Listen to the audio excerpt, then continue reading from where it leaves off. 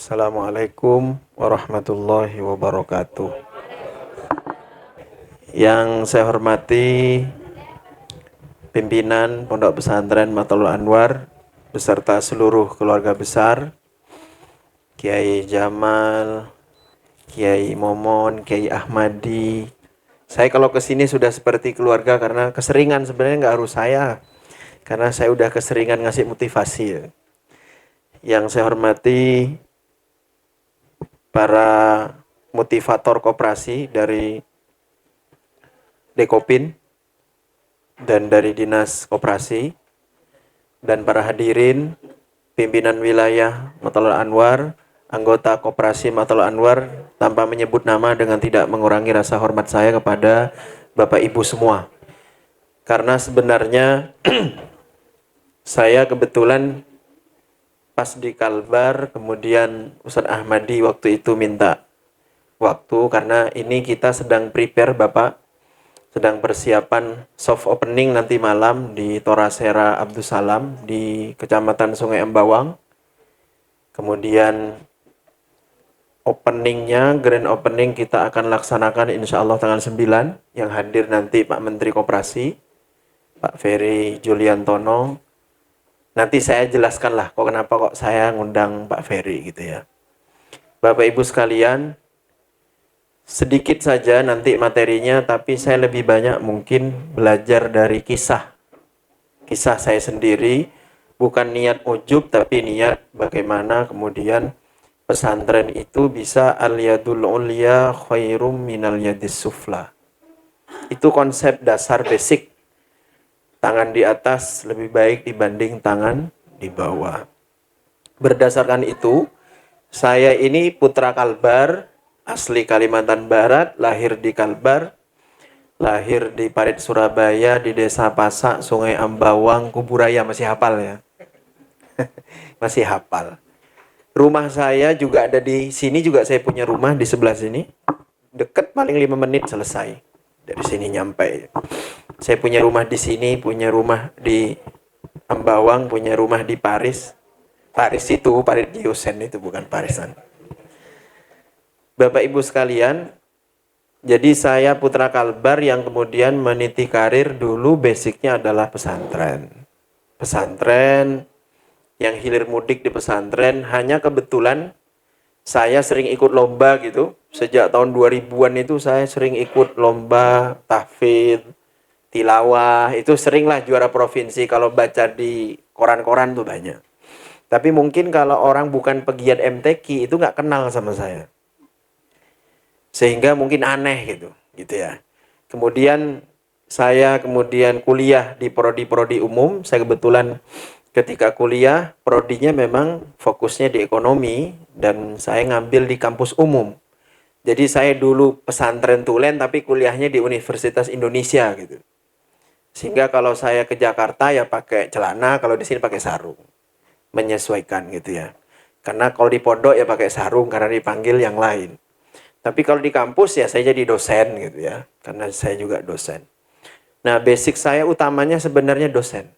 Saya itu berangkat dulu jadi dosen, kemudian setelah jadi dosen kok dilalah kebetulan saya menikah dengan istri saya juga dosen sebenarnya. Tapi oleh mertua diberikan tanggung jawab untuk mengelola usaha yang tidak ada modalnya. Yang ada hanya badan hukum koperasi gitu. Badan hukum koperasi yang waktu itu ada hutangnya 700 juta. Jadi saya diserahkan namanya Kopontren Sunan Derajat yang badan hukumnya itu keluar tahun 91. Yang waktu itu ada pembagian badan hukum karena ada bantuan. Orang-orang koperasi pasti paham itu.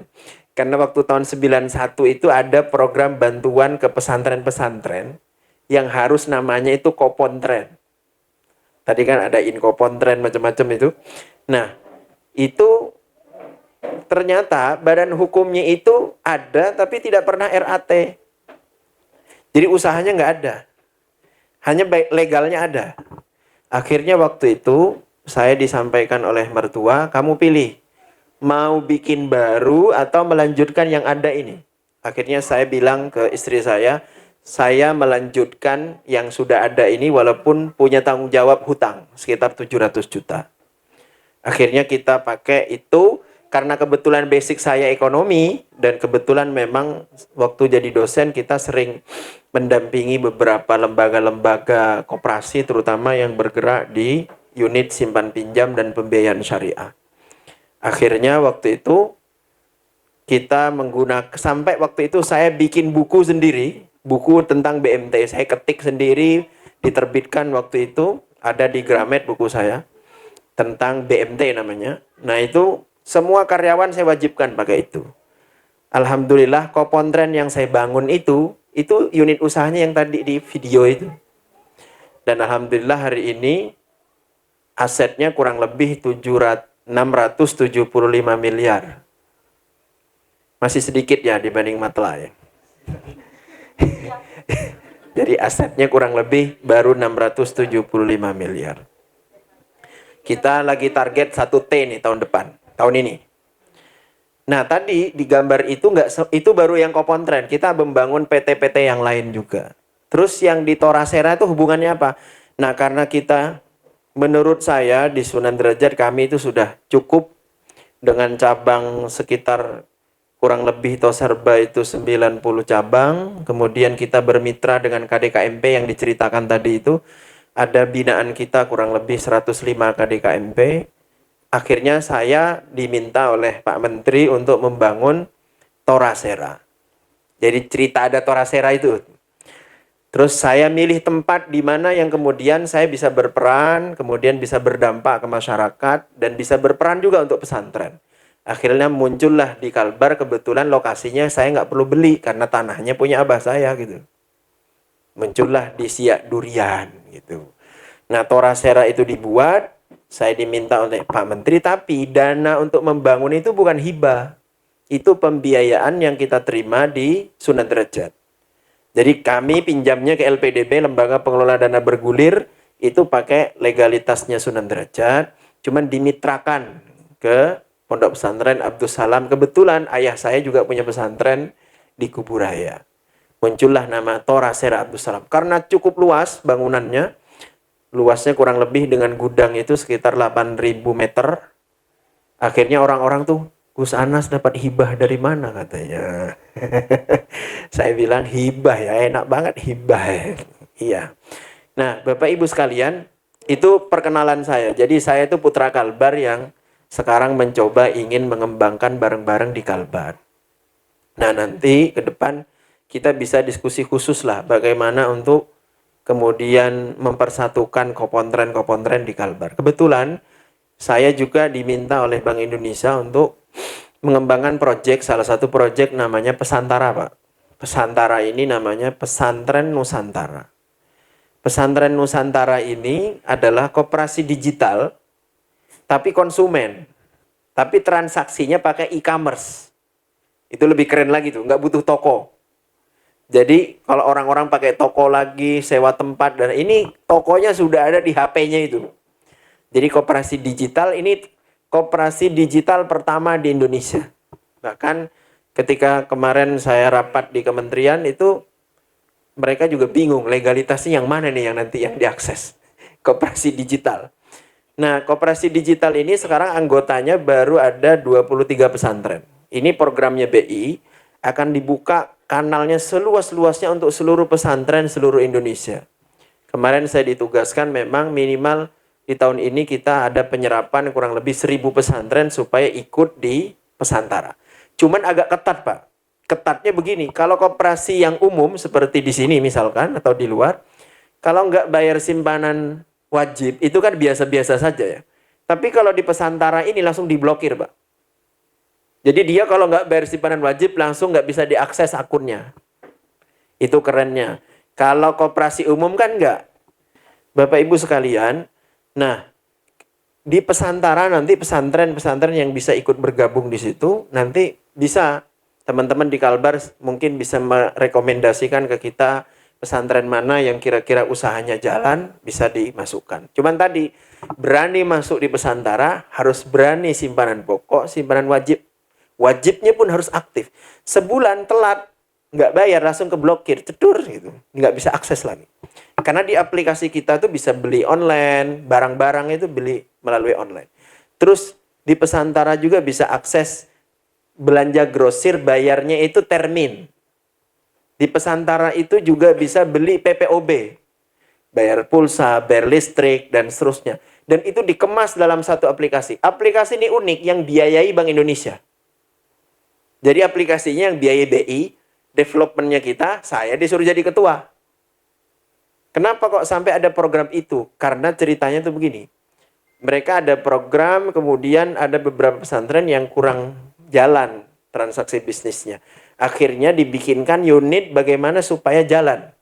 Akhirnya muncullah Koperasi Pesantren Nusantara itu. Nah, nanti kalau Matlak mau ikut, silakan ikut bergabung di situ. Namanya Pesantren Nusantara. Bapak Ibu sekalian, karena ini saya diminta untuk memberikan motivasi lah, bukan seminar ya. Motivasi terkait bagaimana membangun bisnis pesantren. Monggo slide-nya di... Oke. Kenapa pesantren perlu segera memiliki unit usaha? Kita sering mengenal namanya teori timing sama teori opportunity. Dalam bisnis, lagi-lagi, jadi gini, bisnis yang berorientasi pure bisnis tidak mengedepankan sistem tata kelola koperasi juga salah. Tapi koperasi yang hanya koperasi pure tanpa ada orientasi bisnis juga keliru. Paham ya? Jadi dua-duanya harus dikombin. Banyak koperasi gagal karena dia tidak mengkombinasikan keduanya. Banyak koperasi bermasalah itu karena hanya mikirin bisnisnya juga. Tapi legalitasnya tidak dipikirkan.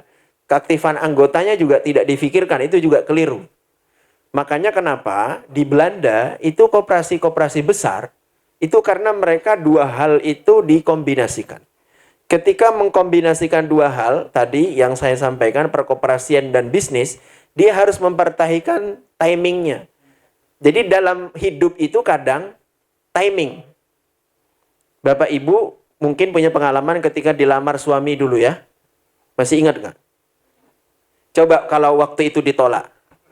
Hilang kesempatan itu. Kita tuh sering menunda-nunda itu. Nah saya tuh orangnya nggak mau seperti itu. Saya, misal nih, di Torasera Kalbar, kami bangun Torasera di Kalbar itu hanya waktu 8 bulan. 8 bulan itu bukan waktu yang lama, sebentar. Karena dikebut, kemarin pas prepare itu rencana awal untuk opening itu tanggal 17. Kemudian Pak Menteri minta dimajukan. Nah, Bapak Ibu sekalian, nah timing yang pas ini dalam hidup itu juga berlaku dalam bisnis. Dan ini orang sering keliru. Ini contoh ya, bisnis sederhana. Di sini saya pernah masuk ke, mohon maaf ya, koreksi dikit ya. M. Ahmad misalkan.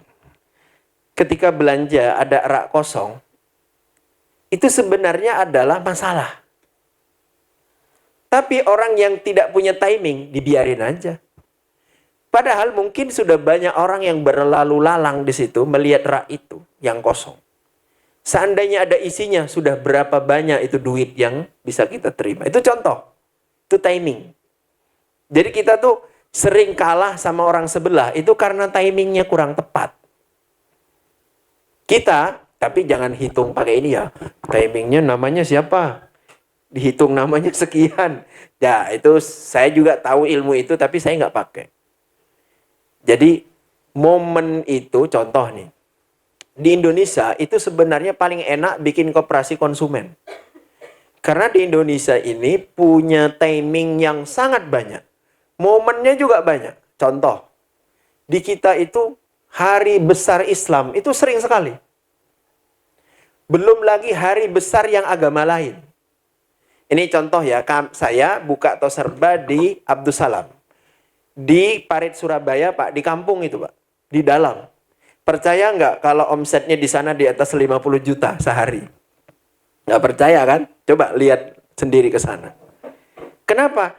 Ternyata orang-orang kampung itu dengan disajikan sistem modern itu kaget awalnya, tapi setelah menikmati dia enak. Ketika beli air misalkan, kita tuh kalau air di rak itu tidak ada barcode, tidak ada price tag-nya. Tapi ketika dia mau ngecek harga, dia bawa ke mesin Prestek. Tit. Awalnya komplain, sekarang sudah enak. Kenapa kita pakai begini? Ini syariah sebenarnya, Bu.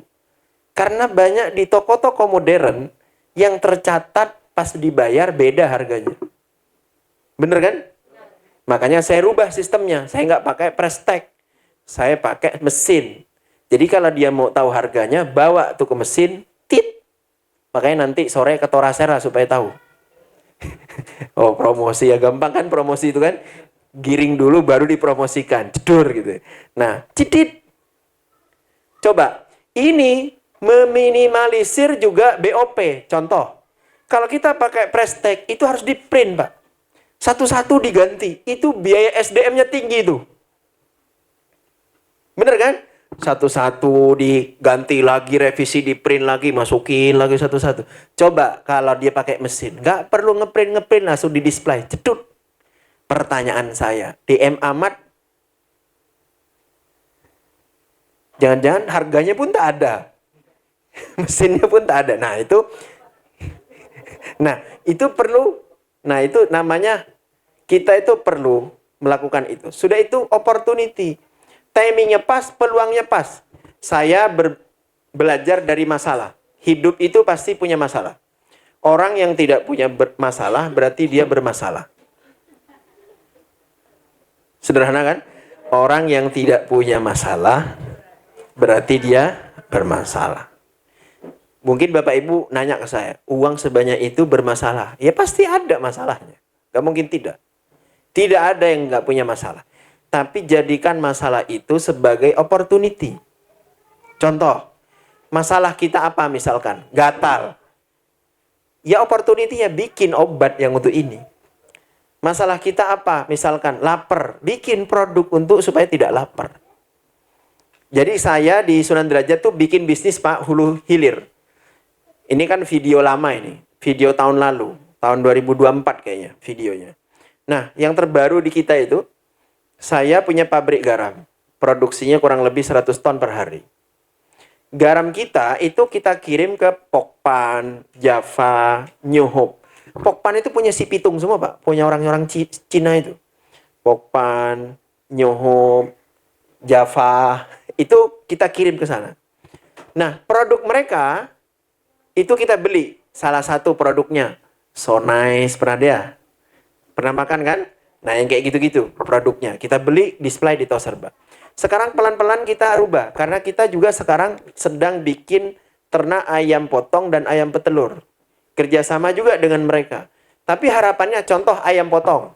Ayam potong kalau nanti kemudian produksi telurnya sudah afkir, ayamnya sudah waktunya afkir, dia kita potong, sudah itu dagingnya kita olah menjadi frozen food. Makanya sekarang di Sunan Derajat kita sedang menyiapkan pabrik pentol, frozen food, itu sedang disiapkan. Mungkin kalau panjenengan ke sana 3 bulan lagi sudah selesai. Kita juga sedang menyiapkan produk sabun cuci piring. Itu paling gampang bikinnya. Pesantren bikin sabun cuci piring. Dan tanya emak-emak ini, survei. Orang beli sabun cuci piring itu nggak lihat merek. Yang penting bersih. Beda dengan body wash, beda. Dan itu gampang. Bener kan? Dan itu kan masalah. Masalah yang kemudian jadi opportunity. Sekarang ada MBG. Masalahnya apa? Kekurangan telur. Berarti bikin ayam petelur. Nggak punya modalnya. Beli telurnya jadi pedagang. Yang kaya itu bukan yang ternak telur. Tapi yang jualan telur. Lebih kaya lagi. Dia peternak. Dia penjual. Kemarin saya diskusi dengan Bank Indonesia terkait inflasi telur. Banyak tuh yang diundang. Ada Kementerian Pertanian. Ada Kementerian Perindustrian. Khusus ngomongin inflasi telur. Kenapa? Gara-gara MBG. Terus saya bilang begini. Bapak Ibu sekalian, sekarang kan yang terfikir baru MBG kan. Kita tuh harus mikirinnya jangka panjang. Jangka panjangnya apa? Kalau Bapak Ibu ingin stabil, tingkat inflasinya bisa ditekan, bikinnya harus hulu hilir. Caranya, pegang peternaknya, pegang pedagangnya. Jangan sampai pegang peternaknya, pedagangnya orang lain. Itu juga jadi inflasi nanti. Tapi kalau dibikin hulu hilirnya, dipegang peternaknya, dipegang pedagangnya. Artinya kayak saya misalkan, saya bangun ayam petelur nih, kemudian hasil telurnya saya serap sendiri di Toserba, saya jual sendiri di KDMP, itu lebih mudah menjaga inflasinya. Paham ya? Dibandingkan dengan bikin ayam telur, serapannya orang lain yang beli. Itu loh maksud saya. Berarti kalau di sini bikin sabun, Matla itu harus punya gerai M. Ahmad di mana-mana. Jangan cuma di sini. Bikin tuh. Di sebelah Indomaret ada M. Ahmad. Alfamart M. Ahmad. Gitu baru pemenang. Gitu kan? Mau nggak kayak gitu? Kalau nggak mau nanti saya yang bikin duluan. Kalau selalu mikirnya hanya bangunan pondok nanti, perekonomiannya tanpa dipikirkan sama sekali, nanti nggak akan punya bisnis. Oh gitu Gus? Ya disisihkan, kalau cuma beli tanah 1,5 miliar, 2 miliar kan bisa. Masalah bangunnya dari mana, ya bangun pelan-pelan. Pelan-pelan, nanti SDM-nya magang di tempat saya. Itu potensi sekali tuh. Itu kalau saya jadi mata langsung dibeli sama saya tuh. Mungkin di situ bisa lebih besar lokasi pondoknya dibanding di sini. Karena tanah-tanah sebelahnya mudah untuk dibacain doa supaya dijual. Kalau butuh garam, nanti didoakan kita garamnya, taburin, besok langsung dijual itu. Nggak percaya kan? Nah itu. Karena sampean nggak minta garam ke saya. Di tempat kita itu dulu lahannya hanya 10 hektar, Bu. Didoakan, taburin garamnya didoakan dulu. Pelan-pelan itu dijual. Sekarang sudah 65 hektar lahan pondok itu. Jadi artinya pengembangan itu bisa ke sana. Kalau di sini kan mahal tanahnya. Dan itu bisa dibikin pusat perekonomiannya juga. Wah itu kalau jadi, keren. SDM, gak usah khawatir, bikin sistemnya. Rekrut profesional. Tadi SDM pas briefing pagi, saya juga gak kenal. Kamu alumni mana? Ada yang alumni mana? Banyak. Jangan fanatik. Pokoknya yang kerja harus alumni Matla. Nggak ada SDM-nya, Pak. Karena alumni kita nggak semua pengen kerja begini. Pengennya jadi ojek. Ojek istrinya maksudnya. Ada yang nggak Gus, lebih banyak gajinya Grab katanya. Ada yang bilang begitu Pak alumni ke saya. Lebih enak nge-Grab katanya. Saya bilang, Mas, kalau kamu nge-Grab itu hasilnya untuk sampean. Tapi kalau kamu gabung kerja di usahanya pesantren, hasilnya juga bukan hanya untuk sampean, tapi untuk orang banyak. Begitu Gus ya? Iya. Tapi kok kayaknya lebih enak nge-Grab. Memang anak jalanan nggak jelas. Saya bilang begitu. Nah itu perlu. Kemudian e-commerce pesantara, itu bisa dimanfaatkan. Tadi saya sudah cerita pesantara ya. Sama jual beli online. Nah sekarang kan ini musim Ramadan. Kalau Matla koperasinya bisa memanfaatkan momentum, cari aja ruangan kecil-kecil disulap jadi tempat jualan online. Beli tuh di Tanah Abang, Kulaan. Wah itu diserbu orang. Cuman model live TikTok, ayo Bapak Ibu yang mau belanja, cuman begitu aja. Saya yang TikTok, kemudian Shopee dan kawan-kawannya, kalau bulan Ramadan tuh teman-teman bisa sampai 3-4 M. Hanya model begitu. Ayo tinggal cari yang bening-bening yang ngomong itu. Kalau mau laku 2 Pak. Kalau nggak ganteng banget atau cantik, yang kedua aneh. Laku itu. Jadi kalau dia sikapnya aneh, itu banyak yang nonton, viewersnya banyak. Tapi kalau dia lurus, ganteng kurang, cantik kurang, nggak ada yang nonton. Dan itu kan SDM kita banyak yang kayak gitu. Di Sunan Derajat, itu bening-bening tuh mereka.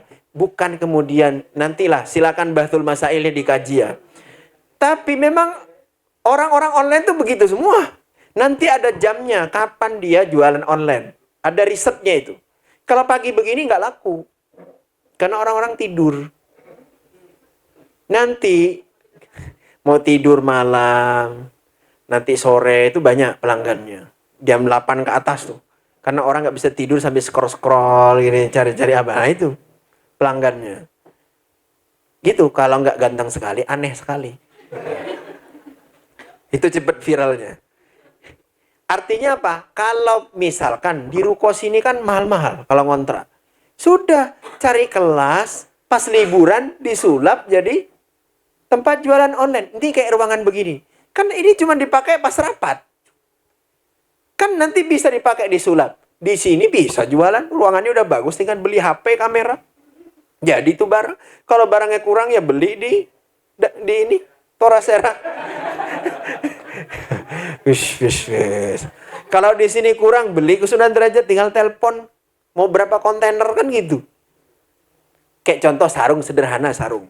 Saya tuh untuk momen Ramadan ini beli sarung tuh 4,5 miliar, Pak. Itu hanya satu merek, BHS saja. Orang geleng-geleng. Gus, boleh jual kemana itu? Saya senyum aja. Ya dijual ke orang, masa monyet yang beli. Terus caranya, ada yang offline, ada yang online. Sasarannya sudah dibagi. Oh, yang online tuh sasarannya merek ini. Kita riset dulu. Nah gitu, Pak. Laku. Buktinya tahun lalu laku. Malah kekurangan produk. Sekarang malah belum lebaran sudah mulai banyak yang beli. Jadi memang ini. Kita tuh harus yakin gitu loh. Kalau jualan itu. Ini belum jualan saja sudah kalah. Kayak ini kan khusus pertemuan, masa harus disulap jadi online gimana? Ya kan nanti pas mau pertemuan diberesin dulu. Kan nggak dipakai selalu kan? Kayak contoh, kami punya hall besar, kapasitas 500. Itu tujuannya saya buat untuk pertemuan karyawan. Karena karyawan saya 1.400 orang. Terus anak-anak protes, Gus kalau hanya untuk karyawan rugi. Iya, dipakai. Kadang disewa kawinan, seminar, banyak. Wisuda. Lumayan hasilnya. 1 bulan tuh lebih dari 50 juta. Disewa-sewa. Tapi karena disewa ya risiko. Kadang ada yang dangdutan. Dung. Ya biasa namanya di. Tapi kan tertutup dia. Tapi harus syar'i, nggak boleh ini. Tetap syar'i.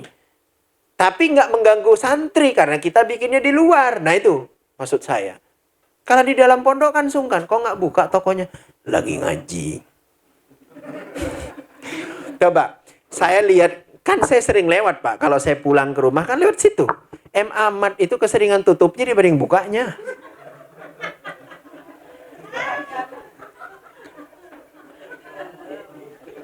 Oh lagi di dalam. Bukanya di dalam. Kayak warung Tegal berarti. Warteg itu kalau Ramadan kan bukanya begitu. Kakinya kok banyak ini. Di atas gak kelihatan. Nah, Bapak Ibu, jadi kenapa perlu melayani masyarakat? Masyarakat tuh gak kenal waktu. Boleh waktunya sholat misalkan tutup. Tapi kok sering tutup? Habis sholat dia gak buka-buka. Di rumah saya waktunya sholat tutup. Tapi setelah sholat dia buka lagi. Di sini kemarin saya nanya dengan sekretaris saya Mas Novan. Pan, mungkin sholat. Iya Gus. Tak tunggu lama setengah jam kok gak buka juga. Oh berarti ini pelayanan khusus. Khusus santri dan makhluk gaib. Nah, selama model bisnis begitu, itu susah Pak. Jadi model bisnis itu harus open mind. Model bisnis itu harus terbuka. Contoh, hotel kami di Sunan Derajat, siapa yang nyewa? Yang paling sering nyewa itu adalah orang-orang Chinese yang kerja di salah satu perusahaan besar di Lamongan itu, namanya JP sama Sorbis. Perusahaan Sorbis itu pekerjaannya ngelas kapal di laut yang kayak gitu-gitu. Itu orang-orang dari Cina. Bahasanya bahasa Cina. Sampai reception itu pakai translator. Pakai handphone itu. Gitu. Terus pertanyaannya, apakah mereka menginap terus? Haram. Kan nggak gitu, Pak. Muamalah itu al-aslu fil muamalati al-ibahah. Ibahah. Nggak ada agamanya kalau muamalah itu. Sehingga pesantren harus begitu. Jangan dikotak-kotakan kalau muamalah. Kalau sampean bermuamalah dikotak-kotakan, selesai. Jadi saatnya koperasi pesantren ini besar, out of the box. Jangan hanya memikirkan yang di internal. Kalau sampean mikirkannya out of the box, nanti pesantren bisa dipromosikan melalui ekonomi, nanti pesantren akan besar. Jadi Sunan Derajat bisa besar itu karena kita modelnya begitu. Bayangkan, kami punya Toserba 90. Kopdes binaan 105. Semua Kopdes binaan kita, semua Toserba punya kita, semua ditempel Sundra Wisata. Semua ditempel brosur pondok. Makanya kenapa Sundra Wisata tuh jamaahnya 1 tahun sekarang 3.500 orang. Dari mana ya tadi itu? Kenapa santrinya nambah? Ini contoh, santri baru. Kita sudah momen pendaftaran kan sekarang. Sudah gelombang pertama. Di sini sudah yang daftar sudah berapa? 200, 300, 400, 500. Di kita itu kemarin per kemarin itu sudah 850 yang daftar. Gelombang pertama. Biasanya sampai 3.000 lebih. Dulu sebelum ekonomi kita besar, cuman 1.000 lebih yang daftar. Kenapa kok semakin besar? Ternyata di kanal-kanal bisnis itu juga tempat promosi. Tidak berbayar, gratis, malah tambah ampuh. Enak kalau mondok di situ aja, nanti kamu bisa bisnis. Enak mondok di situ aja. Itu kemarin ada brosurnya, atau serba begini-begini. Kalau ada apa-apa, nggak perlu marketing. Marketingnya siapa? Ya kasir-kasir itu, para muniaga itu suruh jadi marketing. Bener kan? Nah artinya kalau bisnisnya semakin dikembangkan, nanti pesantrennya akan semakin maju. Karena hidup itu pilihan. Nanti kalau ada yang nggak setuju, di ini aja Pak, dihitung berapa yang setuju, berapa yang tidak. Kalau lebih banyak yang setuju, sudah jalan aja. Yang nggak setuju itu tinggal aja. Biasa, karena hidup itu perlu komentator. Kadang orang bisa berkembang karena komentatornya orang. Saya pertama bisnis Pak di, monggo Bapak kalau duluan, ya, ya monggo. Karena bapak-bapak ini mau ada acara lagi, monggo kalau ada, ya.